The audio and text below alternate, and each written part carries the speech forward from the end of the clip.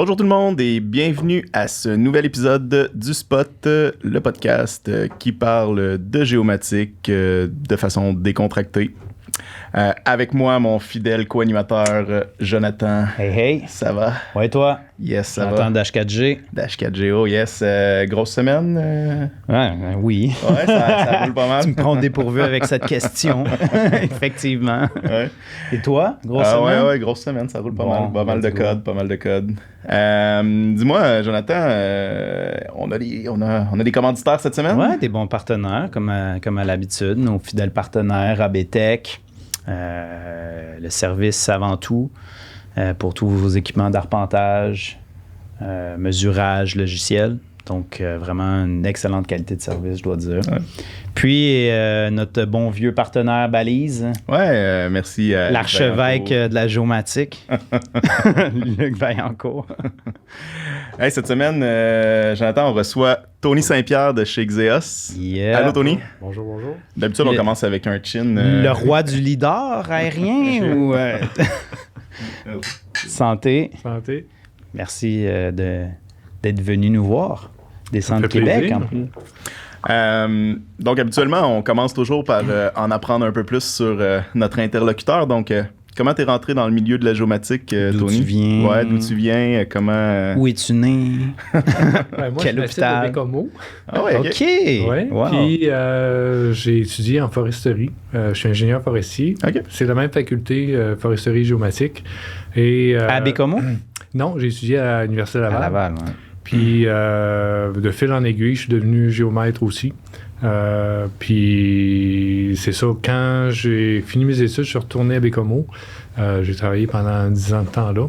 Et on travaillait en aérien on développait nos propres systèmes de prise de vue dans le temps pour des projets, entre autres, pour Hydro-Québec et d'autres. Puis, de fil en aiguille, ben c'est ça, les GPS, les avions, les hélicoptères, on développait nos logiciels. Puis, autour des années 2000-2002, j'ai déménagé à Québec. Puis, la partie imagerie, j'allais déménager à Québec. On a fait une filiale qui s'appelait Xeos Imagerie. Okay. Puis, c'est là que le Xeos Imagerie a débuté. Parce que... Question. Ouais, vas-y. Parce que, tu sais, on en parle souvent là, avec l'Ordre des arpenteurs géomètres du Québec. La voie pour avoir été accédé à géomètre, dans le fond, c'est avec la formation que tu avais, puis tu l'as fait valoir auprès de l'Ordre? Effectivement. Okay. Moi, j'avais un bac en foresterie avec plusieurs cours en géomatique. Puis j'ai travaillé dans mes employés, j'avais un docteur en photogrammétrie. Fait que j'ai travaillé pendant 10 ans de temps avec Zhojing Wang, qui était docteur en photogrammétrie, à développer plein de logiciels en photogrammétrie. À un moment donné, j'ai simplement demandé à l'Ordre si je pouvais faire reconnaître mon expertise. Ils m'ont dit, si tu passes tous les examens, ben oui, pas de problème. J'ai passé les examens avec succès. Dans le temps, il n'y avait pas beaucoup de monde qui passait. Je pense qu'on était 26 qui passaient des examens, toutes les finissants de la faculté. Puis sur 26, on est 11 à avoir passé les examens. Mais c'est-tu plus des questions style déontologie ou plus vraiment des questions techniques? Tu as deux volets. Tu avais le volet légal, là, qui était un examen en soi, ou plus une entrevue, mais c'est vraiment un examen technique là, qui était des mises en situation. Tu as un lidar, tu veux calculer la densité, l'altitude, bref. OK, question technique quand même. Puis, est-ce que tu es pilote d'avion? Non. OK. Mais tu as toujours un genre... Mais, OK, ouais, ça, c'est la donnée. Hein? Non, moi ce qui me challenge, c'est de développer des nouvelles affaires, des nouvelles applications, de pousser la technologie tout le temps un brin plus loin. Là. Okay. Quand j'étais jeune, pour revenir à mes racines, là, je voulais être inventeur. Puis quand je suis allé au cégep, puis j'ai consulté des orienteurs qui me disaient ouais, tu pourrais être ingénieur. Puis effectivement, ingénieur ou ingénieur forestier était plus c'est ce que je trouvais le plus proche d'inventeur, parce que pour moi, un ingénieur, c'est quelqu'un qui résout des problèmes. Mm-hmm. Puis, bref, c'est ça que... Et la forêt, résoudre problème, j'aime la forêt. J'étais aussi trappeur dans le temps, chasseur, puis fait que la forêt, j'aimais bien ce qui était vivant. Là. Ouais. Fait que bref... J'imagine quand tu habites à Bécomo, si t'aimes pas la forêt, t'es pas au bon endroit. Là. Effectivement. Est-ce que quand tu es parti à Bécomo, c'était déjà ton entreprise ou là, tu évoluais à l'intérieur d'une entreprise puis tu as racheté? J'évoluais à travers une entreprise. Dans le temps, c'était Naturam Environnement. Okay. Naturam a fusionné avec Génivore et je suis devenu associé chez Génivore à ce moment-là. Mais on n'a pas resté longtemps chez Génivore. On était... un peu atypique. Faire de la photographie aérienne dans une firme d'ingénierie, il n'y avait absolument rien en commun avec eux autres. Fait qu'on a resté 2-3 ans. Puis en 2005, quand Génivore a voulu devenir coté en bourse, tout ce qui n'était pas de l'ingénierie, ils nous ont offert, comme on gérait cette filiale-là, ils nous ont offert de la racheter, puis on l'a racheté, puis on est devenu autonome. Là. Puis, par contre, celui qui m'a embauché chez Naturam dans le temps, c'était Jean Domingue. Jusqu'à il y a 2 ans, on était encore associés ensemble. Là. On a racheté la filiale de Xeos Imagerie, Jean Domingue, Jean-François Cochon et moi. Puis en 2014, j'ai racheté mes associés, sauf Jean qui avait gardé un petit pourcentage d'actions. Mais il y a 2 ans, j'ai racheté Jean. Puis c'était surtout des levées photogrammétriques? Quand on parle d'imagerie aérienne ou c'était... Ben nous autres, c'était vraiment de l'imagerie aérienne pour faire de la photogrammétrie, plus au niveau ingénierie. Au début, quand on développait nos propres capteurs, c'était pour plus orienté pour des corridors, soit des rivières, des voies ferrées, des routes. Puis genre de l'inspection un peu aussi de... Plus pour des travaux il y avait 2 choses, soit pour l'ingénierie, pour les nouveaux travaux, nouvelles constructions, nouvelles choses, ou le volet entretien. Exemple, les routes qui veulent... la route est construite, mais ils veulent avoir une idée de comment elle évolue. Là. OK. Puis c'est quand tu dis que c'était vos capteurs, qu'est-ce que tu veux dire par là? T'achetais des capteurs? Oui, mais c'est-à-dire que on était intégrateurs, c'est-à-dire qu'on achetait des GPS, des caméras, on faisait l'ingénierie des plateformes, on modifiait des avions pour faire des trous, puis on allait chercher les certifications. Donc, on faisait vraiment toute l'ingénierie autour. On développait nos logiciels pour contrôler à distance toutes les caméras puis les systèmes. Puis comment ça se passait juste... Ça, je trouve, j'ai l'impression que c'est quelque chose d'assez complexe. Comment ça se passait obtenir la certification de Transport Canada pour faire les trous dans les avions, mettre les caméras, etc.? Bien, il faut faire affaire avec un DAR qui est un représentant autorisé de Transport Canada. Puis il y en a en différents domaines, en structure ou en électricité ou autre. Là. Mais c'est ça, c'est qu'on engageait un DAR.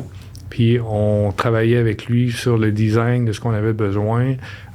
Puis on faisait fabriquer des prototypes. On essayait ça, puis on... Il n'y a pas de solution déjà préfaite qui existait, qui était déjà homologuée, genre? Pas pour les avions, le type d'avion qu'on avait dans le temps. Maintenant, on va en Piper Navajo maintenant. Là, on a acheté un STC existant. C'est quoi un STC? C'est comme un pod, genre? Non, le STC, c'est le certificat qui te permet de faire une modification en avion. Fait que chaque modification a un certificat approuvé par Transport Canada. Et tu peux acheter un certificat existant, puis vient avec le certificat tous les plans, puis tu modifies l'avion en fonction des plans qui ont été approuvés. Puis là, après ça, j'imagine qu'il y a un inspecteur qui vient voir l'installation puis il certifie? Exact. Ou... OK. Généralement, il y a des... les mécanos qui sont... il y a différents grades de mécanos, là, mais qui sont approuvés pour signer comme quoi l'installation a été faite conformément au plan du STC. Puis, les capteurs que vous aviez, est-ce que c'était surtout en PPK, RTK, point de contrôle, puis est-ce que c'était des caméras métriques? On prenait des capteurs qu'on rendait métriques, c'est-à-dire que l'aspect métrique ou la définition de métrique, c'est un capteur qui est stable dans le temps. Dans le temps, puis qui ne changera pas au niveau physique. La distorsion des images ne changeront pas d'une mission à l'autre ou à cause de la température a changé ou quoi que ce soit. Fait que ça, nous autres, on s'assurait de rendre les caméras ou nos capteurs métriques. Puis, si on retombe dans la génération d'avant qui était les films, dans le temps, une caméra film, qu'est-ce qui faisait que c'était métrique? C'est qu'il y avait un genre de cadre de métal qui venait appuyer sur le film pour vraiment que le film ne soit pas vagué. Puis sur le cadre, il y avait des marques fiduciaires. Maintenant, en numérique, ce qui a remplacé cette façon-là de fixer le plan photo, c'est le CCD en tant que tel. Sauf que, encore là, le CCD, il fallait que entre le CCD et la lentille, il faut que la focale soit constante, que ça ne bouge pas. Puis, fait on avait tout développé des façons de fixer tout le système optique pour que ça ne bouge pas. Okay. Est-ce que vous prenez quand même des points, des taille-points, puis des points de contrôle? Ce principe-là ne change pas. Les points de maillage puis les points de contrôle, effectivement, ça ne change pas. Là. OK. Wow, c'est comme... Mais c'est technique. Fait qu'au début, c'était pas du numérique, c'était du... T'as commencé dans... En photo, ça a tout le temps été en numérique. Okay, avant, on avait commencé en vidéo analogique, on a changé aux vidéos numériques. Okay. Puis mais on faisait ça quand on était chez Naturaum Environnement pour nos propres besoins. On faisait des services en environnement et on vendait pas les photos ou les images en tant que telles. On vendait nos services, les études d'impact ou des choses du genre. C'est un jour, en 99, que le ministère des Transports a vu ce qu'on faisait parce que là, on avait changé de génération, on était tombé vraiment en photo numérique.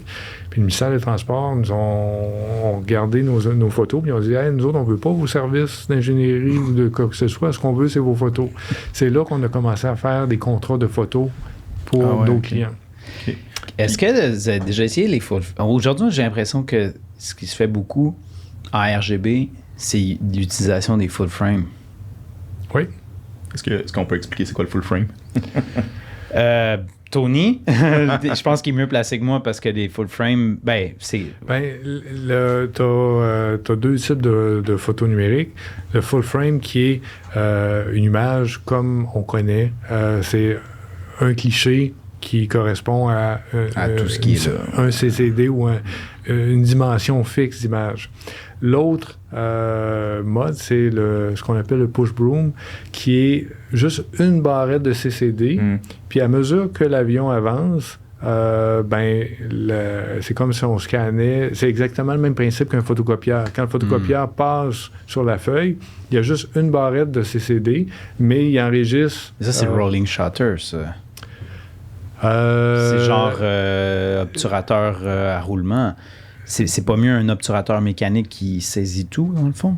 Pour éviter la distorsion. Je dirais le push broom a comme été déclassé un peu parce qu'il n'y a pas grand monde qui ont adopté ce principe-là.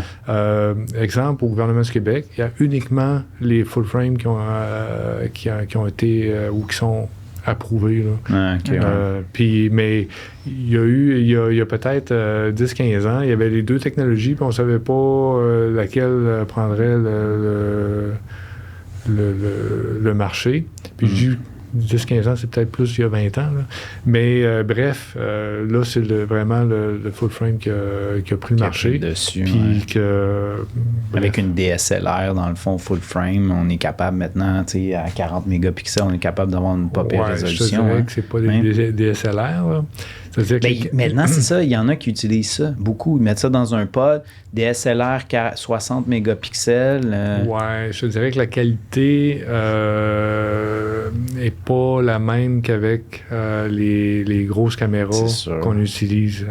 Nous autres, entre autres, c'est les caméras Vexel qu'on utilise. Ouais. Mais les caméras, c'est que tu as plusieurs têtes. Ce qu'on utilise, là, une caméra pèse à peu près 250 livres. Puis il faut être 2 pour manipuler ça. Mais une fois que c'est installé dans l'avion, tu as 8 ou 9 lentilles en dessous. Puis chaque lentille va apporter une partie de la photo. Puis tout ça combiné ensemble va te donner une grosse photo de plusieurs centaines de mégapixels. Mais la qualité au niveau visuel, sharpness et précision est impeccable. Okay.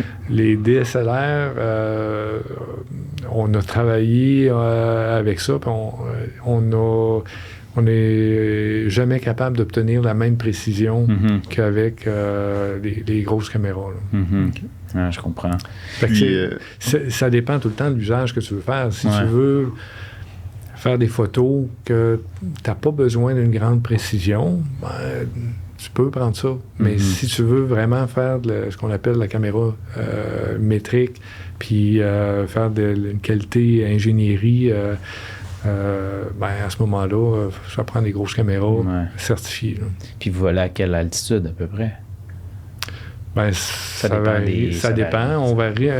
On vole entre 1000 et 18 000 pieds. Tu vois, pour avoir une photo à 30 cm de résolution, ce qu'on fait plus beaucoup maintenant, on est plus dans des résolutions de 5-10 cm. Là. Mais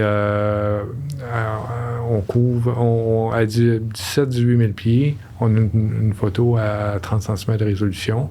À 5 000 pieds, on a 10 cm de résolution. C'est linéaire. Là. À 5 cm, on est à 2-3 000 pieds. Là. OK. Puis, est-ce que c'est votre flotte d'avions pour faire des trous de même dans les avions? Oui. T'as pas le choix. Oui. On a 3 Piper Navajo qui sont modifiés puis que nos équipements sont installés dedans à l'année. Là. OK. Puis, quand est-ce que vous avez intégré le lidar dans tout ça? Un moment donné, vous êtes dit, OK, là, maintenant, on va aller vers le lidar. C'était la question qui me brûlait les lèvres. Je t'entendais shaker sur ta chaise à côté. Là. Vas-y, pose-la. En fait, je me demandais aussi au niveau de l'intégration des stations inertielles, parce que ça a dû être un gros enjeu quand même, l'amélioration des stations inertielles dans les dernières années. C'est votre solution là, que vous avez intégrée. Là, vous autres, genre, vous avez pris le sensor, la station inertielle, vous avez le INS. Je te dirais, depuis 2010, on a arrêté de prendre nos propres capteurs et on s'est mis, parce que là, le marché a évolué et on a décidé de migrer, prendre des solutions existantes, c'est-à-dire des caméras reconnues avec des plateformes gyrostabilisées, avec les IMU, toutes. Fait que c'est vraiment des solutions existantes qu'on prend puis qui sont standards. Le lidar, pour revenir à ta question, le lidar, on avait fait des petits essais auparavant, mais où on a commencé à faire des très grands volumes, c'est en 2015. En 2015, on a acheté un premier système lidar Regal. On l'a fait upgrader en 2017, je crois, ou 2018. Est-ce que le système Regal venait avec la solution complète ou c'était plus je sais pas moi, une autre compagnie qui intégrait capteur Regal et l'IMU? Bonne question. C'est-à-dire, tu peux acheter de Regal direct, mais tu vas acheter juste le scanner. Juste le capteur, ouais, fait que là, il faut que tu intègres un mount avec les GPS, AMU et tout ça. L'autre façon, c'est de passer via des intégrateurs. Il y a Trimble, IGI, il y en a d'autres, là, qui vont, eux autres, prendre le capteur puis l'intégrer avec tout ce qu'il faut pour le faire fonctionner puis que tu puisses traiter tes données correctement après. Fait que c'est ça, nous autres, on a acheté directement d'un intégrateur. Puis cette compagnie-là, c'est un manufacturier de IMU, donc tout le système de navigation aussi qui gère l'enregistrement des données, puis le système de guidage du pilote, tout ça, puis toute la préparation des plans de vol, il y a des logiciels. Fait que c'est ce manufacturier-là qui nous... qui fait tout ça, puis il intègre le lidar à leur solution. C'est eux qui font la calibration ou c'est vous qui faites la calibration avant les vols? La calibration du scanner est fait par Regal, du IMU, le petit bidule qui calcule l'orientation des airs, là. Du scanner dans l'espace. Ça, c'est fait par IGI, qui est le manufacturier. Mais dans les airs, au début de chaque mission, est-ce que vous faites un genre de gros 8, là, ou est-ce que vous brassez l'IMU, là, puis que vous brassez, vous avez peur pour votre vie, là, genre? Oui, non, c'est pas si pire que ça, là. C'est pas si pire que ça, mais effectivement, à chaque fois, quand on passe en lidar, on a tout le temps un site de points de contrôle, je dirais. Là, où nous autres, on utilise des profils de contrôle. C'est-à-dire, des profils, c'est une trentaine de points espacés en ligne droite, là, espacés d'un mètre à peu près, qui nous donnent un profil dans une direction, puis un deuxième profil dans une direction perpendiculaire. Ça nous permet, quand on va voler un bloc, on passe au-dessus de ce site-là. Puis ça va nous permettre de faire l'ajustement de nos données en absolu. Ces points-là sont arpentés en dedans de 5 cm près. Puis ça nous permet de prendre notre bloc qui a été ajusté en relatif, puis vraiment le caler sur ces profils-là pour s'assurer qu'en X, en Y et en Z, on est en dedans de 10 cm. Puis quand vient le temps de... Tu sais, là, ce que j'en comprends, dans le fond, c'est que vos avions sont tout le temps montés puis prêts à partir. Mais quand vient le temps d'installer, par exemple, les équipements, tout ça doit être pris à Station Totale, j'imagine, pour... c'est comme les angles entre l'IMU, puis tout est packagé direct dans le... il faut que ce soit repenté à la première installation. Oui, c'est ça. Mais si on désinstalle puis on réinstalle l'année suivante, on n'a pas besoin de réarpenter. Parce que en réalité, c'est ce qu'on appelle les lever arms ou les bras de levier, là, entre l'antenne, le IMU, entre le centre de pivot du monte et le IMU, et le centre optique du scanner et le IMU. C'est les 3 bras de levier qu'on calcule. Une fois qu'ils sont mesurés une fois, on est correct. C'est ça. Puis là, donc en fait, là, présentement, vous êtes rendu à Québec, tu as acheté tes associés, puis là, je pense, présentement, vous êtes sur un gros projet qui est de numériser les villes du Québec à la grandeur de la province, c'est ça? Je dirais même le Canada. Le Canada, OK. Exact. Yes, le Grand Nord puis tout. Notre programme de ville 3D, c'est que il y a 2 ans, on a commencé à dire on va intégrer le lidar qu'on fait. Puis en réalité, on a configuré des plans de vol lidar et de la photo verticale et de la photo oblique pour créer des maquettes 3D de ville à 5 cm de résolution.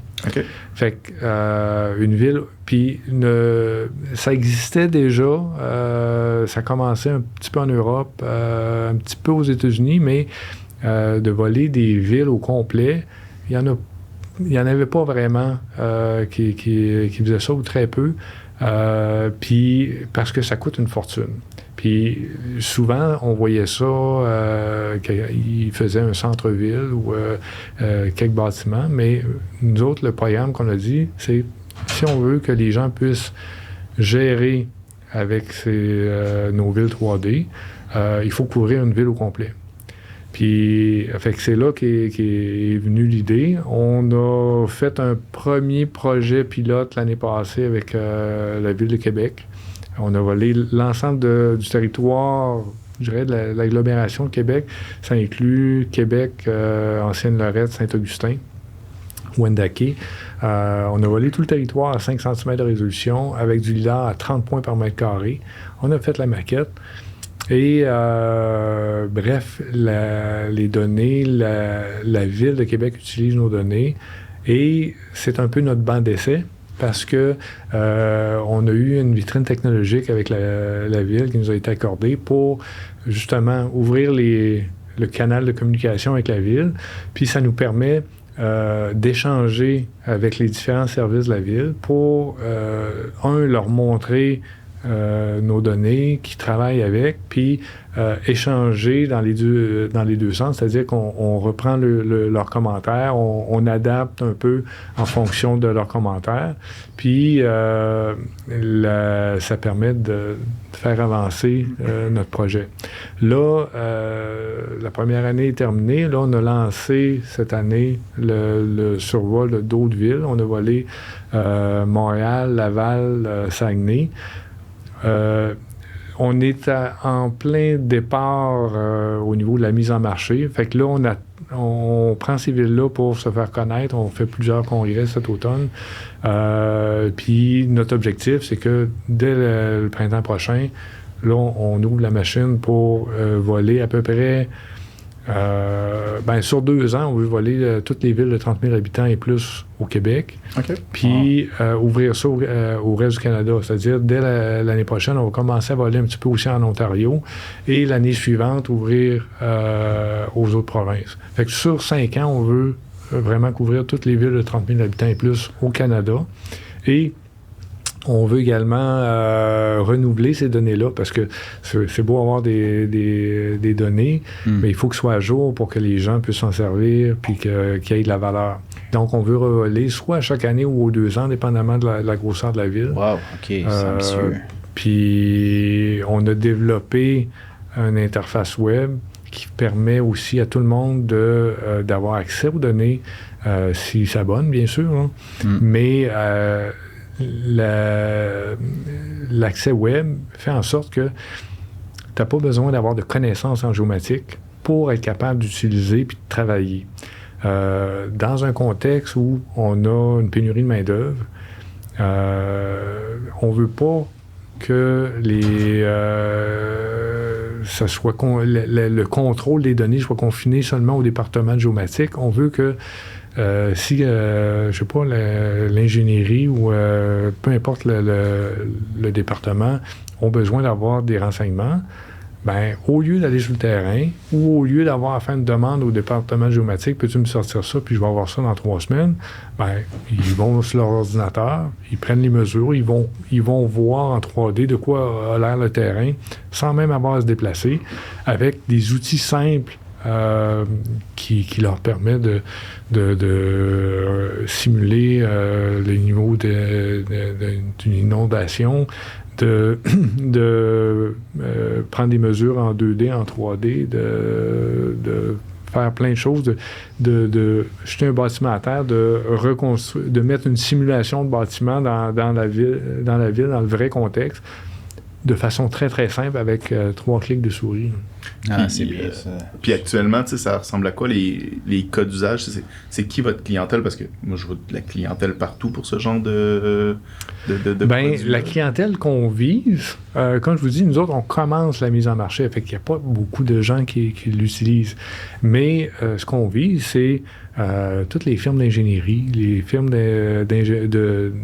d'architectes, d'arpenteurs géomètres, les agences touristiques. Après ça, ça peut être n'importe quelle compagnie qui a à voir ou aller sur le terrain, tous les services de police, les services d'urgence. Par exemple, la Ville de Québec nous ont demandé pour le 911, quand il y a un appel qui rentre, tous les appels sont géoréférencés, ben ils veulent avoir un écran qui va faire zoomer la ville exactement à l'endroit où l'appel a été placé. Et les gens du 911 vont être capables de dire tout de suite, si, par exemple, c'est pour les pompiers, ben c'est un édifice de 8 étages, ça prend la grande échelle ou quoi que ce soit. Puis le service des incendies, exemple, eux autres, de leur côté, nous ont dit, ben nous autres, on a besoin de pouvoir à voir la maquette. Puis à chaque jour, on reçoit des appels des travaux publics. Ils disent « on a bloqué telle rue, on a des travaux ». Mais le service des incendies doivent savoir puis être capable de mettre sur la maquette 3D les endroits où la rue est bloquée. Parce que s'il y a un feu qui se déclare à un endroit puis que l'artère principale est bloquée, ils doivent savoir c'est quoi le type de véhicule qui peut passer. Je ne prendrai pas le gros camion échelle. Si ça ne passera pas dans la rue, je vais prendre un camion plus petit. Fait qu'ils sont capables, dès le départ, de connaître ça avant même de se rendre sur les lieux. Là. Ah ouais, OK. Excuse-moi, je pense qu'il faut que tu t'approches un peu. Un point. Un point de distance pour le micro. Ouais, non, ça va. Ah, OK, c'est super intéressant. Puis, tu sais, là, tu disais, dans le fond, les données sont accessibles dans votre navigateur. L'abonnement est possible actuellement. Est-ce que, oui. Si les gens veulent s'abonner, ils nous contactent. Ils vous contactent c'est quoi directement? un peu les forfaits, les... Bien, nous autres, on a imaginé une grille de prix qui va en fonction de la capacité de payer des gens ou des firmes. C'est bien, c'est comme c'est social. Oui, non, mais c'est qu'on veut qu'il y ait le plus de gens possible qui utilisent nos données. Donc, il y a l'accès web, puis il y a l'achat des données. Tu peux acheter une donnée 1 km² pour 200$. Ah ouais, c'est bon à savoir ça, je pense. Tu peux acheter du lidar, tu peux acheter des modèles numériques de terrain, les modèles numériques de surface, avoir soit le nuage de points lidar ou la vraie orthophoto, parce que une des choses qu'on fait, c'est des vraies orthophotos. C'est quoi la différence entre une vraie et une fausse? Ouais, c'est vraie orthophoto par opposition à orthomosaïque. Orthomosaïque, c'est ce que tout le monde connaît. C'est-à-dire que c'est un assemblage d'images où on prend le centre de chacune des images, puis on rectifie pour la topographie et la distorsion de la lentille et la perspective. Ce qui fait qu'au niveau du sol, ton positionnement est parfait. Par contre, dès que tu montes, mettons que tu as un bâtiment, bien, ton bâtiment va être couché tout le temps un petit peu, il ne sera jamais parfaitement rectifié. Même chose pour les arbres, les poteaux, les pylônes électriques. Une vraie orthophoto, là, ça prend beaucoup plus d'images, beaucoup plus de recouvrement, mais on rectifie pixel par pixel. Donc, peu importe si tu es au niveau du sol ou si tu es à 20 mètres au-dessus du sol, c'est un gros building, tous les pixels vont être rectifiés. Fait que tu regardes ta photo, tu es comme toujours au-dessus parfaitement du point, puis tes murs sont parfaitement à droit. Fait que tu peux cartographier ton bâtiment, tu peux voir tout le tour du bâtiment comme il faut. Mais comment tu fais pour capter ça? Si par exemple, tu as par exemple la place Ville-Marie, ouais. Comment tu fais pour pouvoir avoir... parce que, tu sais, à la base, j'imagine travailler avec le DSM qui va faire en sorte que vous avez, dans le fond, votre fond puis l'ortho qui va être drapé dessus. Mais comment est-ce que vous prenez des photos en oblique, genre? Oui, on prend des photos obliques, mais paradoxalement, on ne les utilise pas pour faire la vraie orthophoto. Ouais. On utilise uniquement des photos nadives, mais avec énormément de recouvrement entre les lignes de vol puis entre les photos. Puis avec ça, on a peut-être, pour chaque endroit sur une photo, on a peut-être 30 photos qui pointent vers le même endroit. Puis on prend tout le temps la meilleure photo ou le meilleur angle pour calculer. En réalité, c'est comme des rayons. Là. On prend l'intersection de tous les rayons. Puis, ce qui fait qu'on est capable de voir vraiment tout le tour des bâtiments, puis de redresser et rectifier pixel par pixel. Ça, dans le fond, c'est juste obtenu par photogrammétrie. Le lidar n'est pas impliqué là-dedans? Ou comme il disait, pour la vraie orthophoto, le lidar n'est pas impliqué. OK. Puis après ça, dans le fond, quand vous faites vos maquettes 3D, vous réutilisez ces vraies orthophotos-là, puis vous coloriez Non. Vous faites un mesh, en fait, là, j'imagine. On fait un mesh, mais c'est un autre calcul complètement séparé. Okay, c'est un autre calcul. Pour créer le mesh 3D, qui est la maquette 3D, là, c'est vraiment... On part du lidar, sur lequel on a... on a fait une classification automatique par intelligence artificielle pour garder uniquement les informations qui nous sont utiles. Ça, on va en reparler. Ouais. Ça va être intéressant. Ensuite de ça, on vient combler par photogrammétrie les endroits où on n'a pas de point lidar, où on a peu de points lidar. Parce que quand on passe en lidar, on a beau avoir beaucoup de recouvrement, il y a tout le temps un côté, un mur qu'on n'aura pas capté comme il faut. Fait qu'on vient combler par photogrammétrie ces points-là. Et on crée une surface 3D à partir de là, le fameux DSM. Puis à partir de là, ben, on fait uniquement projeter nos images verticales et obliques pour venir combler tous les murs. OK, vous faites comme du mapping, en fait. Ben, sur le, tu sais, genre l'image, elle va être... Ben, c'est ça, on a une surface, on a la position de la caméra, fait qu'on est capable de projeter les images sur la surface. C'est ce qui donne... c'est quand même un gros travail de moine, là, comme on dit. J'imagine, il y a quand même... Est-ce qu'il y a encore de la retouche manuelle que vous faites? Très peu. Très peu. Il y en a. Il y a de la retouche manuelle pour parce que, exemple, si tu avais un véhicule qui se déplace, ben ça se peut que ça. Ben s'il se déplace vraiment beaucoup rapidement, il va être éliminé automatique. Mais si il était pratiquement s'il était immobile, on va le voir. Mais s'il bougeait, il a juste bougé un petit peu, ben, il n'aura pas bougé assez pour qu'on le détecte et qu'il soit éliminé automatique. Donc là, ça fait comme une bavure. Une petite finition. Fait que là, il faut aller manuellement puis dire on l'élimine. Est-ce que vous avez des c'est justement un véhicule que vous élimineriez? Comment vous comblez le trou? Vous repassez? On fait tout simplement planer. On enlève les points c'est au niveau de la surface qu'on crée avant de projeter les images. On vient tout simplement encercler, puis il va aplanir le trou. Puis l'orthophoto, il n'y a pas de véhicule. Centre-Ville de Québec, Centre-Ville de Montréal, il n'y a pas de véhicule. Oui, pour l'orthophoto, oui, il y a des véhicules, mais c'est une vue en plan, fait que ça, c'est correct. Mais comme je dis, la plupart du temps, si les véhicules sont en mouvement, ils vont être éliminés automatiques. Puis, tout à l'heure, on l'a abordé un petit peu, vous avez, je pense qu'en fait, vous avez pas mal innové en termes... d'intelligence artificielle pour la classification. Là. Effectivement. Veux-tu nous en parler un petit peu de qu'est-ce que vous avez réussi à faire avec ça? Ben, en intelligence artificielle, je dirais, c'est probablement une primeur mondiale qu'on vous donne là. Oh, OK. Yeah, c'est juste au spot que ça se passe. C'est-à-dire que nous autres, ça fait depuis 2018 à peu près qu'on développe en intelligence artificielle, qu'on essaie.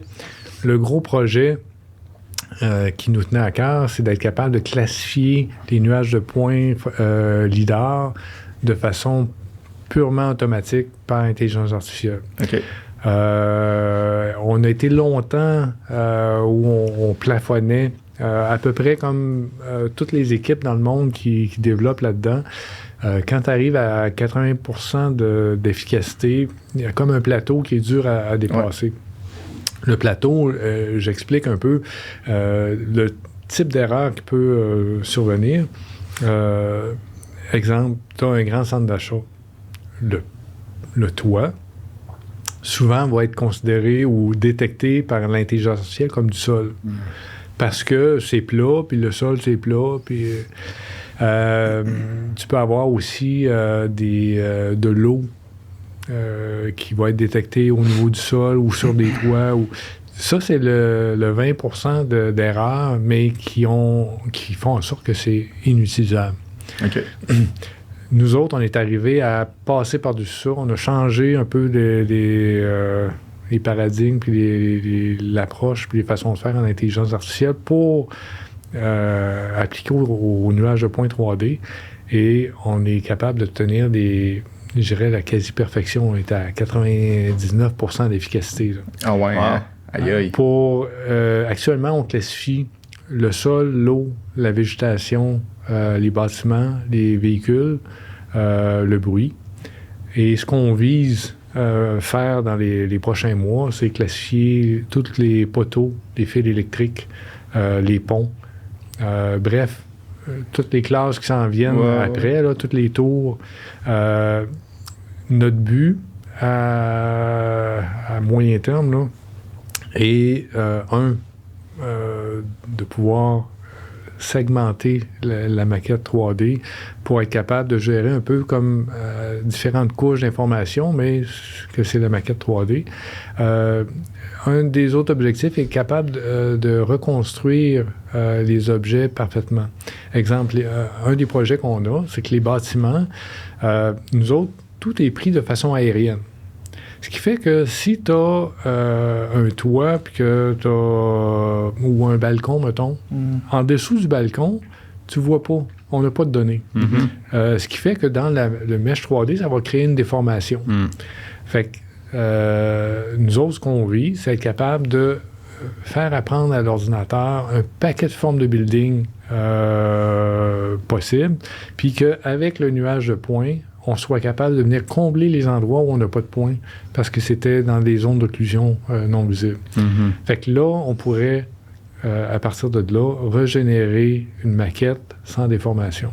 Ah oui, OK. Mais c'est intéressant, ça, parce que il me semble que j'ai vu passer dernièrement, je pense que c'est Google qui travaille aussi là-dessus, là, leur algorithme, je pense que c'est quoi, c'est GT3 ou quelque chose comme ça, là, qui ont appliqué sur Google Earth pour justement essayer d'aller chercher... fait que, tu sais, c'est des applications qui sont définitivement recherchées parce que... Puis en fait, c'est le gros enjeu de l'acquisition de données LIDAR, c'est de combler les spots qu'on n'est pas capable d'aller chercher. Là. Exact. Mais nous autres, tu vois, l'intelligence artificielle, on vise beaucoup plus que ça. Ce qu'on vise, c'est, puis on a déjà commencé, c'est-à-dire que du moment qu'on a réussi à classifier automatiquement les bâtiments, ben là, on a développé tout ce qu'il fallait pour cartographier le footprint ou l'empreinte au sol des bâtiments automatiques. Fait que là, dès maintenant, on est capable de dire, on cartographie tous les bâtiments d'une ville de façon automatique, puis ça prend 3 fois rien en termes de temps. Là, c'est juste en machine, puis ça se fait très rapidement. Mais quand tu dis l'empreinte, on parle bien de la fondation là, et non de la toiture. Ça, c'est... de la mansarde. On est encore à l'étape développement, là, c'est-à-dire que... Parce que ça, c'est important quand même, je veux dire, dans le sens que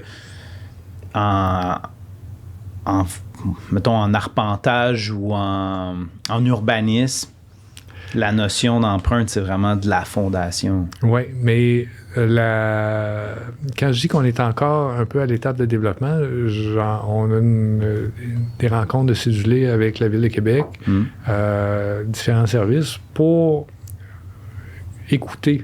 C'est-à-dire qu'eux autres nous disent, c'est quoi leur définition d'un bâtiment?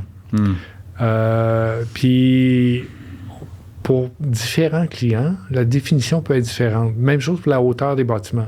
Parce qu'on est capable de calculer toute la forme des toits, cartographier les toits, mesurer la hauteur. Sauf que les gens ne s'entendent pas sur c'est quoi la définition de la hauteur d'un bâtiment. Parce que la définition est variable. Si tu es, je sais pas, au service d'architecture, ils veulent peut-être avoir le point le plus haut sur le bâtiment avec la hauteur peut-être des murs. Si tu es dans un autre service dans la ville, eux autres vont dire non, nous autres, la hauteur, c'est telle définition. Puis le terrain autour d'un bâtiment n'a pas la même hauteur. Donc, c'est quoi? Est-ce que c'est la hauteur du côté façade de la rue, c'est ça, ou c'est le côté le plus bas du terrain autour de la maison qui tient compte, qui est calculé pour la hauteur, ou un mitoyen, ou... Fait que ce qu'on veut, c'est prendre plusieurs définitions qui vont correspondre à différents usages des clients, et dans nos jeux de données, ben automatiquement calculer toutes ces hauteurs-là, ce qui fait que quand un client achète nos données, ben, il peut avoir la hauteur avec la définition qu'il veut. Là. Il choisit sa définition, puis ça lui donne le résultat. Ah ouais, c'est intéressant. Puis, fait que là, dans le fond, une fois que vous avez établi là, tous ces objets-là, vous pouvez les découper. Est-ce que vous pourriez vendre des objets? Supposons que quelqu'un pourrait dire, je sais pas, je veux telle maison à tel endroit, je t'envoie juste le... Je sais pas vraiment... C'est pas dans c'est pas dans notre objectif. Si jamais on a de la demande puis un marché, on pourra peut-être, là, mais c'est pas notre objectif. Est-ce que vous visez quand même à intégrer ces choses-là dans votre visualisateur comme des outils, de dire, par exemple, définis-moi le footprint de, par exemple, ce bâtiment-là? Est-ce que c'est quelque chose de possible, ça? Ou Ce qui risque... c'est possible. Parce que tout ce qu'on développe, on songe à l'intégrer dans le visualisateur. Donc, avec l'abonnement, tu peux consulter. Par contre, tu vas avoir accès aux données, qu'on t'envoie un disque dur ou que tu downloads sur FTP les données, ben là, il y a un frais différent. Là. Mais ce qu'on vise, c'est donner le plus d'informations possible dans l'abonnement, ce qui va donner de la valeur à l'abonnement. Puis est-ce que c'est quoi le type de données qui est le plus recherché? Est-ce que c'est le point cloud, le mesh? Les gens, ils cherchent quoi principalement? De la photo aérienne? Bonne question. Tout ça? En pourcentage, s'il te plaît. Ça dépend, ça dépend de l'usage. Ouais, okay, ça dépend vraiment du domaine d'expertise des gens. Il y en a qui veulent juste le point cloud, d'autres qui veulent juste l'orthophoto. Il y en a qui veulent le mesh 3D. Okay. Puis il y en a qui veulent rien de ça. Tout ce qu'ils veulent, c'est les données déjà traitées. Ils veulent des couches d'informations pour mettre dans ArcGIS ou dans... Mais est-ce que c'est plus ce genre de monde-là? Ou c'est plus des obscurs géomaticiens là, qui veulent le point cloud, genre? Je te dirais... Dans leur bureau? Ou, actuellement, là... Je veux dire, un point cloud, c'est pas tout le monde qui utilise ça. Actuellement, c'est... Les gens sont habitués de travailler soit avec du LAR, soit avec des orthomosaïques. Puis là, on leur propose des nouvelles affaires. Fait qu'ils sont en train de découvrir ça. Puis il y a des gens qui ne nous connaissaient pas, puis qui là, vont commencer à nous connaître parce que, exemple, les grutiers, ceux qui montent des échafauds, c'est des gens qui connaissent pas du tout notre entreprise, puis ce qu'on fait. Par contre, c'est des gens qui, selon nous, peuvent avoir drôlement besoin d'avoir nos maquettes 3D. Tu veux aller faire des travaux ou même soumissionner pour des travaux dans la ville de Montréal, puis il faut que tu aies une grue. Ben, quel type de grue? C'est en fonction du dégagement. C'est quoi le type de grue que je vais prendre? Mais il faut que tu aies des données vachement à jour pour ça, par exemple. Genre, tu sais, il va peut-être pas se contenter d'avoir des données de v'là 2 ans. Il va devoir avoir des données de genre la semaine dernière, non? Ça se peut-tu? Non, le bâtiment n'aura pas changé. L'espace entre 2 bâtiments n'aura pas changé dans la dernière année. Là. OK, ouais, non, c'est vrai. S'il est sur son terrain, tu sais. Ouais. Puis avec une précision à 10 cm près, il ne peut pas avoir mieux comme données. Puis en plus, c'est ça l'aspect temporel que vous... Là, vous êtes au début de votre projet, mais avec l'aspect temporel qui va venir se mettre, les applications vont encore plus exploser, là, suivi de... C'est ce qu'on espère. On a... on fait, ou on lance ces jours-ci des appels aux développeurs. C'est-à-dire que on a comme 2-3 programmes là, en branle. Là. Un des programmes, c'est ce qu'on appelle le programme développeur.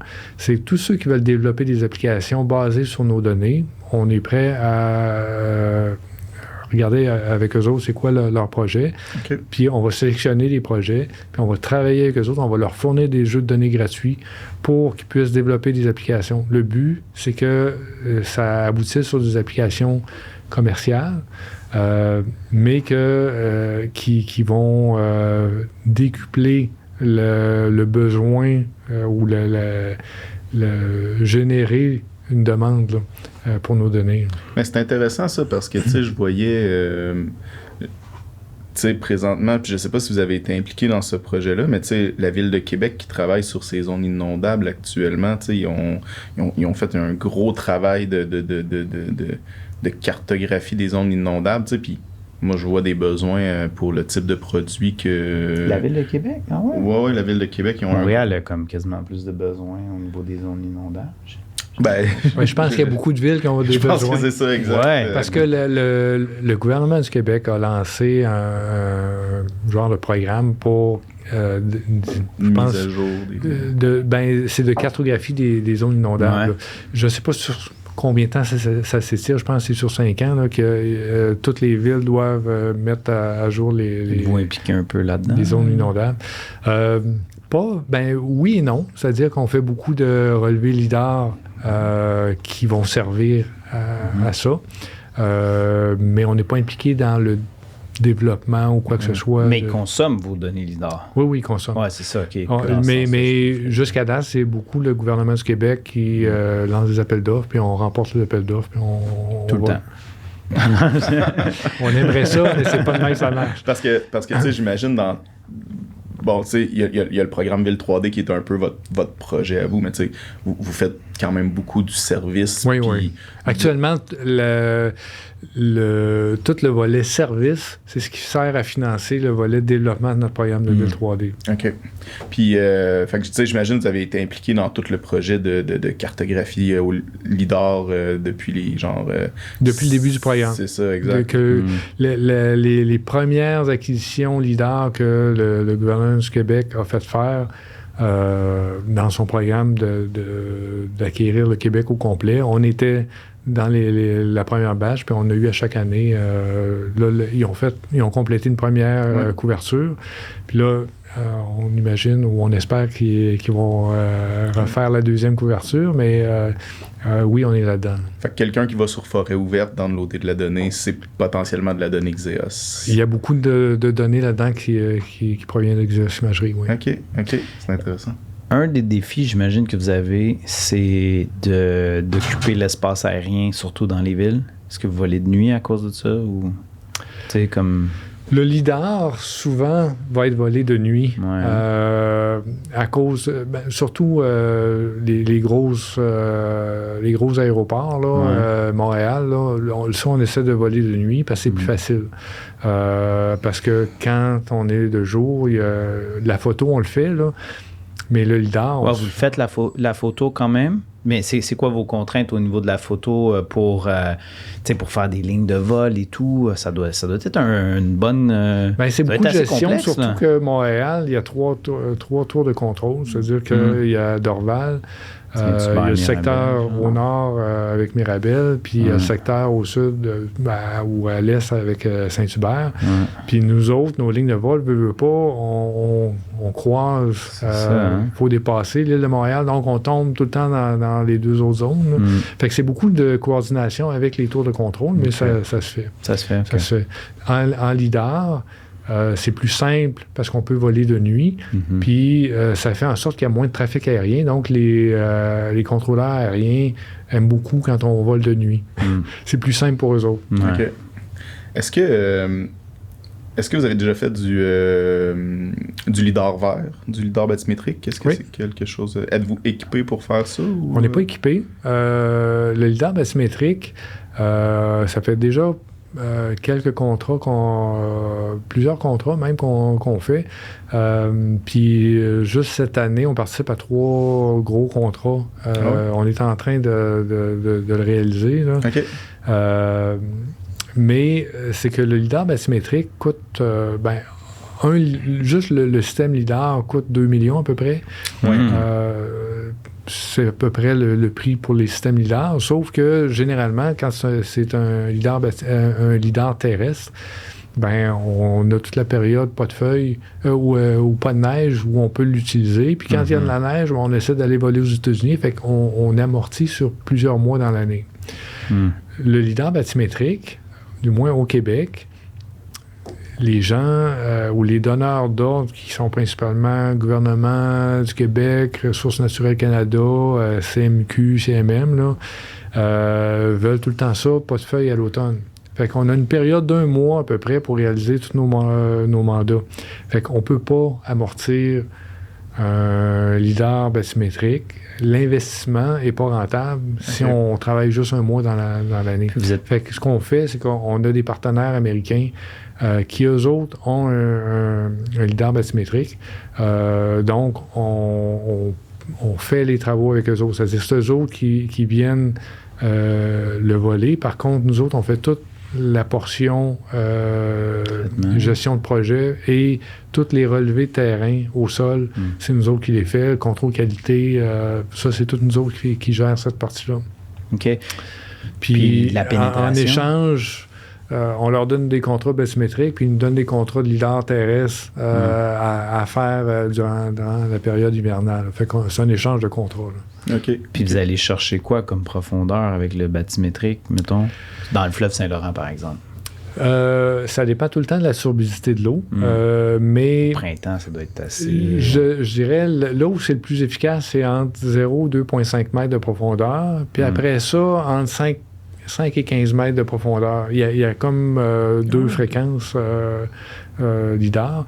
Puis entre les deux, entre 2,5 et 5 mètres, là, c'est la période, la partie où il y a le moins de données, où c'est plus difficile d'avoir des données. OK. Puis, comment vous contrôlez la qualité de lidar bathymétrique? Vous utilisez-vous des sonars aussi pour pouvoir... Non, mais je veux dire, est-ce que vous faites comme un contrôle qualité dans le littoral ou est-ce que vous passez peut-être un sonore, je sais pas? Non, tout est fait par arpentage. Tout est fait on par rentre dans l'eau avec nos OK, carrément. Nos waders. Puis on va arpenter des profils dans l'eau. Ben, pas jusqu'à 5 mètres de profondeur. Non. Non, c'est ça. Non. Longue canne. Non, mais on rentre puis on va le plus loin qu'on peut prendre des différents profils puis on s'étalonne comme ça. Oui. Puis on prend des mesures de turbidité avec un turbidimètre puis avec un disque de séquie pour, avant que l'avion passe, s'assurer de la clarté de l'eau. Ça se fait pas partout, ça. Je veux dire, tu peux pas faire ça à Bémisquoi, là. Pardon? Ça doit pas se faire partout comme dans des lacs qui sont eutrophes, là, où est-ce que c'est comme l'eau est généralement, c'est les rivières qu'on fait. On se fait peu demander des lacs. Là. La Yamaska. Faut pas changer profond, là. Est-ce que vous utilisez des capteurs qui sont pas dans le visible? Est-ce que vous faites, par exemple, de l'infrarouge thermique ou des... multispectral. Multispectral, ouais. Multispectral, c'est juste RGB puis infrarouge. Ouais. Okay. Mais c'est le proche infrarouge. On va pas dans l'infrarouge thermique. Ouais. Puis c'est pas une question de disponibilité de capteurs ou quoi que ce soit, c'est une question de marché. Okay. L'infrarouge thermique, les demandes, on a eu peu de demandes, puis les demandes qu'on avait sont trop restrictives. C'est-à-dire que pour voler une ville, faudrait voler à l'automne quand il fait, mettons, entre 0 et moins 5 degrés, qu'il y a plus ou moins de neige, puis les contraintes sont tellement grandes, puis la fenêtre est tellement petite que c'est pas rentable, c'est pas faisable. Okay. Je sais je pense que la Ville de Montréal fait l'été pour les îlots de chaleur, mais encore là, si tu veux voler au mois d'août ou au début août, fin juillet, début août, c'est là que c'est le plus difficile de voler parce que la température est instable, tu as des orages, c'est tout le temps nuageux. Fait que t'es pas capable de voler de toute façon là, parce qu'il y a des nuages. Fait que bref, c'est pas un marché qu'on vise vraiment. Non, mais vous avez capteur multispectral. On les a pas, mais c'est pas compliqué parce que je vois que sur SEAO, il y a beaucoup de demandes quand même. Tu sais, tout ce qui est palier gouvernemental, j'ai l'impression qu'ils font quand même beaucoup de demandes. Non, je me trompe? OK. Il n'y en a pas tant que ça. Non? OK. Non. Est-ce qu'il y a d'autres capteurs que vous avez déjà utilisés, par exemple radar ou c'est-tu des choses que... Non, on se concentre vraiment dans la photo, soit la photo nadir, la photo verticale, photo combinée nadir et oblique, ou le lidar terrestre et le lidar bathymétrique. Là. Vous faites des travaux aux États-Unis beaucoup, donc? Oui. pour US, le USGS. USGS, Ouais, le USGS, on travaille, mais indirectement. OK. C'est-à-dire que le USGS, eux autres, ont qualifié 10 firmes pour faire tous les travaux d'acquisition aérienne, que ce soit LIDAR, photo ou toutes les autres périphériques qu'il pourrait avoir autour. Là. Et ces firmes-là, aucune de ces firmes-là qui est capable de faire toute la capacité de contrat qu'ils ont. Mais la manière que c'est géré par le USGS, c'est que le USGS attend que ces firmes-là vont sous-traiter à d'autres firmes autour d'eux autres. Fait que, nous autres, on est sous-traitants de ces firmes-là. Fait qu'on réalise les contrats du USGS, mais via les entrepreneurs qualifiés. Faites-vous aussi ailleurs dans le monde, Caraïbes ou Amérique latine? On a fait Caraïbes plusieurs années. Là, on a cessé d'aller dans les Caraïbes, tout simplement, pas parce qu'on ne veut pas, mais parce que les contrats ont comme cessé.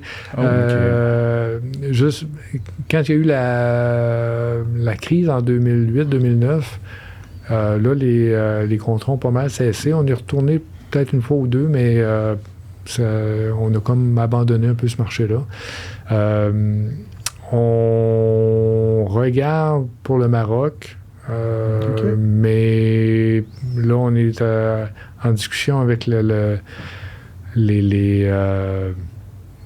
groupes, le nom m'échappe, là, mais les délégués commerciaux du Québec au Maroc pour toute l'histoire d'obtenir des certificats pour nos avions pour voler là-bas. Depuis la pandémie, les délais se sont allongés beaucoup. Puis ça fait en sorte que si on peut pas soumissionner sur des contrats si on n'est pas certain d'avoir les certificats à temps pour voler. Fait que c'est ça qu'on est en train de regarder. Mais sinon, on se concentre vraiment sur Canada et États-Unis. C'est là qu'on veut avoir le gros de notre marché. Puis, cherchez-vous des employés? Je suis sur du coq à l'âne. Oui, on en cherche toujours, bien qu'on est assez choyé. C'est attirant, peut-être, de voler dans un avion, traiter de la donnée LIDAR et tout. Oui, c'est assez sexy comme job. C'est sexy. Par contre, ça ne veut pas dire que parce que c'est attirant que c'est facile. Là. C'est-à-dire que voler en avion, il faut être disponible, faut quand même avoir un bon le cœur solide parce que ça brasse, quand on brasse l'IMU. Quand il fait chaud, puis fait que il y a cet aspect-là. Au niveau traitement, c'est quand même intéressant, mais tu vois, historiquement, on offrait pas on essayait d'offrir des salaires qui étaient dans le marché, mais pas les plus bas, pas les plus chers. Là, ce qu'on vise, c'est... mais on a tout le temps eu, je dirais, l'ambiance de travail, la philosophie de l'entreprise a tout le temps été axée sur le plaisir, avoir du plaisir au travail. Ce qui fait qu'on est très flexible pour agencer le travail de manière à ce que les gens aient du plaisir à travailler. C'est ce qui a motivé aussi beaucoup depuis 20 ans, toutes nos innovations étaient pour automatiser des choses. Si je remonte il y a 15 ans où on avait 25 personnes qui faisaient du maillage manuel, il n'y a personne qui aimait vraiment cette job-là, à part peut-être une ou deux personnes. Mais c'est ce qui nous a tout le temps poussé à essayer d'automatiser puis développer des logiciels pour automatiser ces choses-là. C'est ce qui nous a poussé maintenant à automatiser la génération quand on fait des vrais orthos. C'est beaucoup moins de main-d'œuvre que faire les orthos mosaïques conventionnels. C'est des jobs différents, j'imagine. Aussi, exact, c'est des jobs différents, mais qui sont plus valorisés, plus valorisantes et plus fun à faire. Puis notre objectif, entre autres avec le programme de Ville 3D, c'est que les gens adorent faire ce qu'ils font, qu'on fait des choses que personne d'autre fait, que c'est flyé, qu'on peut générer des revenus suffisamment pour que ce soit plaisant pour tout le monde, puis qu'on puisse hausser les salaires. Notre objectif, là, c'est qu'on soit dans le 10 là, dans le marché de personnes qui offrent les meilleurs salaires, puis que ce qu'on vise, c'est que les gens fassent la file pour venir travailler chez nous. Mais on se donne 2-3 ans pour arriver à cet objectif-là, mais on est bien parti. On a des gens qui ont des doctorats qui travaillent chez nous en intelligence artificielle. On développe à l'interne.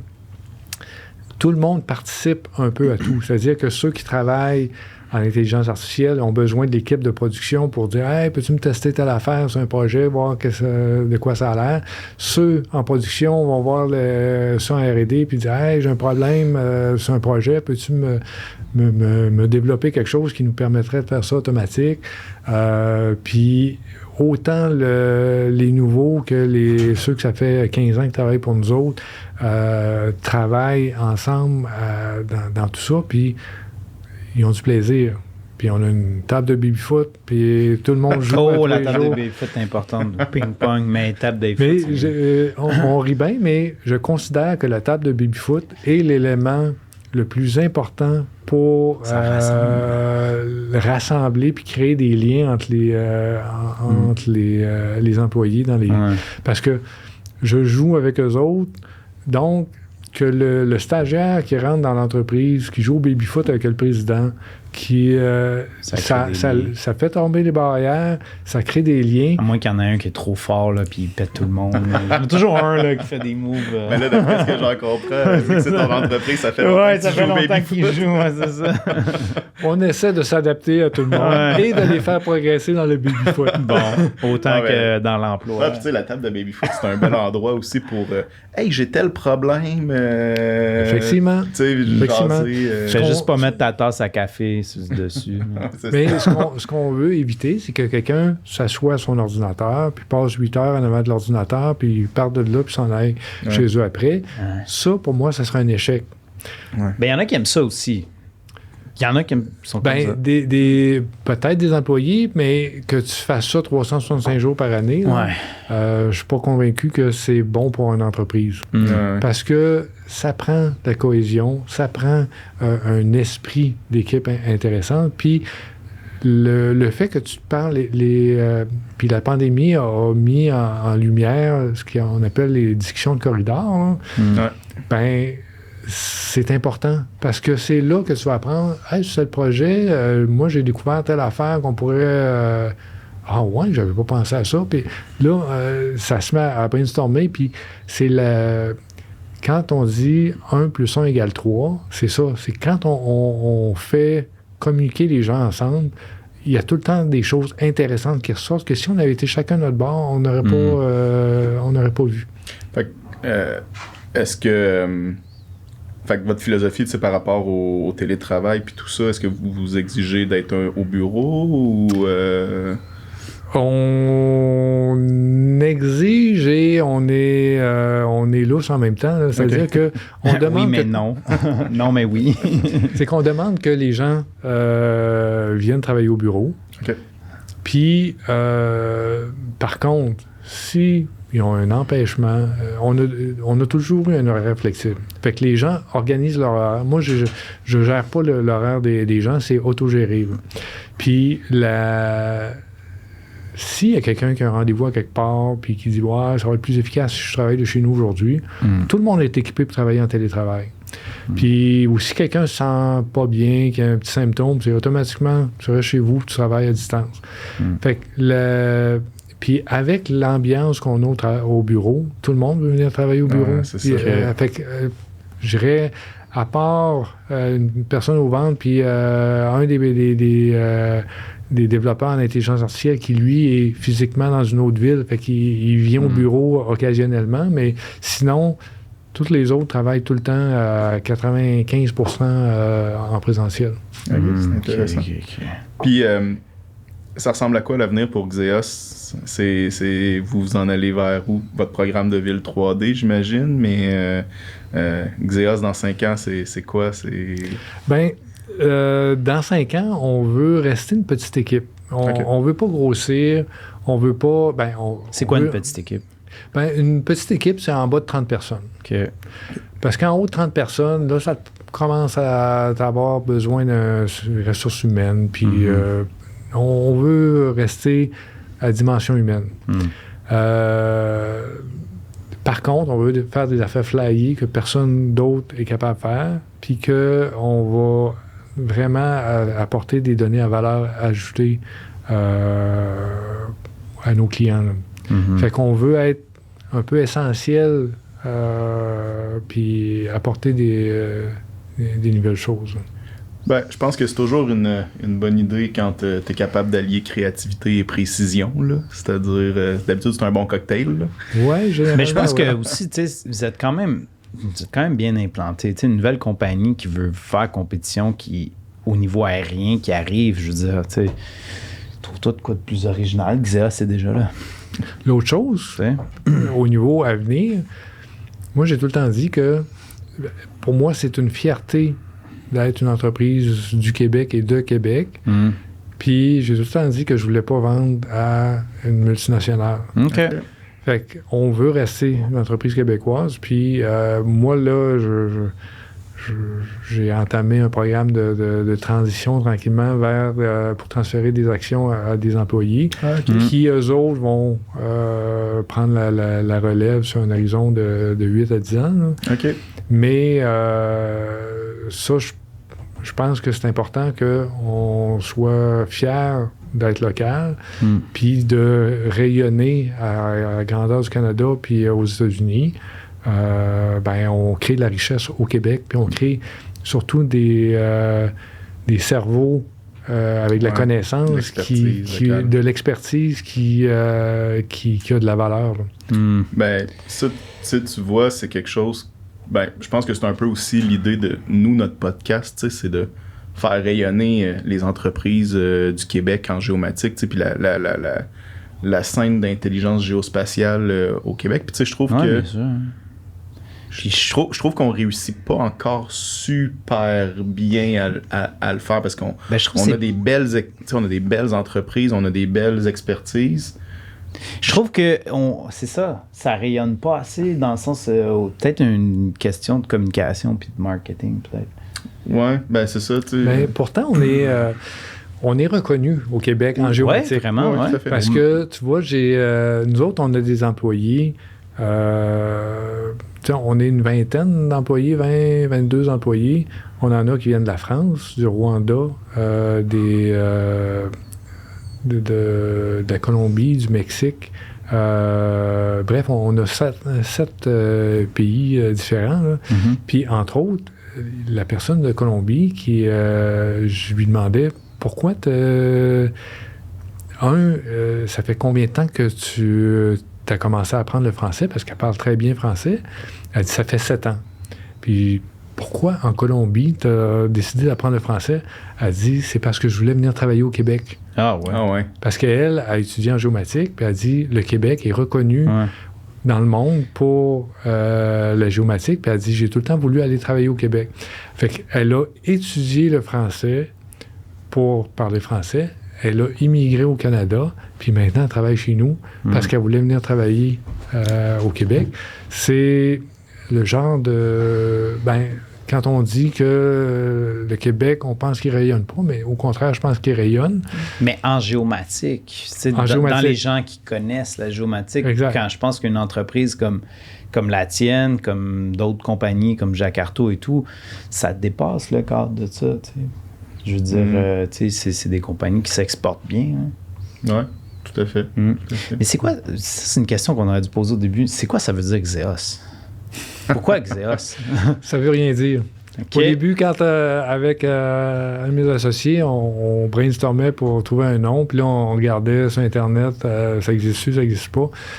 Puis on trouvait que Xeos, le X faisait précision, et que ça sonnait avec Dieu grec. Ouais, genre, hein. Fait qu'on a dit, on est des dieux grecs. Oh! Direct! Alors, mais... carrément, ça veut rien dire. C'est un nom purement out of inventé. nowhere. OK. C'est intéressant. Wow! OK. Puis, dans le temps, on voulait que ça sonne bien en français, en anglais, en espagnol. Finalement, ça sonne pas bien ni en français, ni en anglais, ni en espagnol. Elle est bonne, celle-là. Moi, j'ai... Ben, ça sonne bien. Je veux dire, tu sais, Xeos, c'est unique, là. Franchement, c'est unique. On retient le nom pour de vrai. On se fait appeler Xeros, Xoes. Les gens, au début, ils ont de la misère à le prononcer, mais ils s'habituent. Moi, je vais y aller avec ma question balle courbe. Yeah, je l'attendais, celle-là. Est-ce que tu penses que avec vos modèles 3D, vos villes 3D, vous allez pouvoir remplacer un peu de la job d'arpenteur? Est-ce que c'est quelque chose qui... non? Non, on est un outil. On est un outil qui peut servir aux arpenteurs. Okay.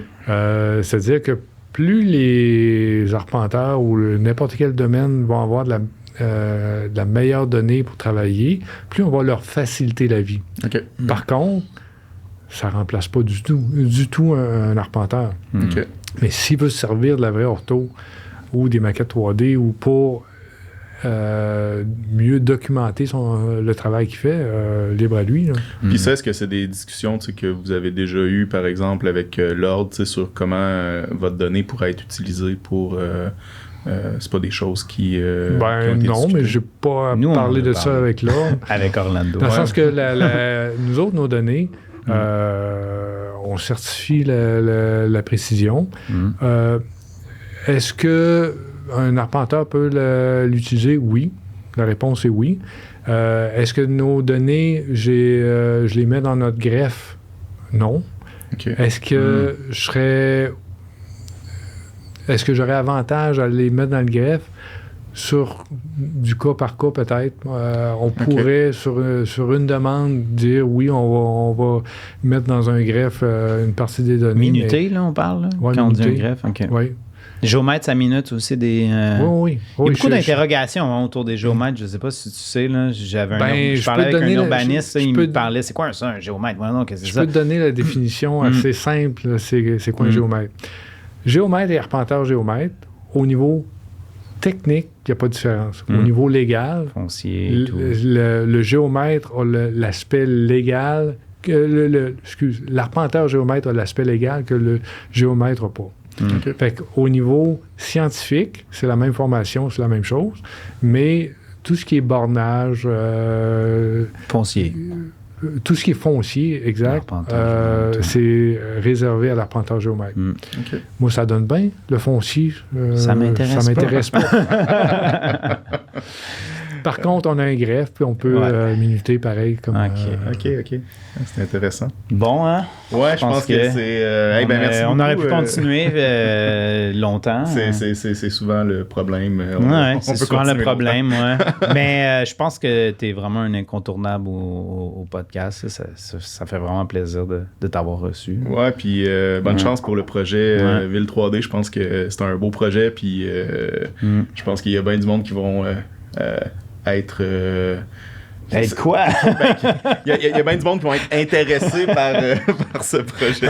On l'espère. Puis nous autres, ce qu'on veut, c'est que ça fonctionne. On travaille pour ça, puis on a un objectif. Puis si après ça, il y a plein de gens qui utilisent ça, ben tant mieux. On aura atteint notre objectif. Fait que merci pour l'invitation. Si jamais vous avez d'autres sujets de discussion, à un moment donné, on pourra se rasseoir. Bon, merci. On pourrait peut-être faire des épisodes plus précis sur l'intelligence artificielle. Là, moi, ça m'intéresse. C'est sûr. Cet aspect-là. Merci tout le monde d'avoir été là. Puis Jonathan, tu veux-tu faire tes remerciements habituels? Ouais. Merci aux partenaires, merci aux invités, merci aux étudiants, merci à toi Charles, merci d'être toi. Merci Jonathan. Puis pour tout le monde, la francophonie, les étudiants, continuez à partager. Puis si jamais vous avez un projet que vous aimeriez venir partager, n'hésitez pas à communiquer avec nous, c'est ça. Ouais. Si par exemple vous pensez que vous avez quelque chose de bon à dire pour le podcast, n'hésitez pas de slide dans nos DM, comme on dit, de venir nous contacter sur LinkedIn, Facebook. On est sur Spotify si vous voulez écouter le podcast dans votre voiture, YouTube, Facebook, Instagram. On est partout. Exact. Ouais. Merci bien et à la prochaine. Merci.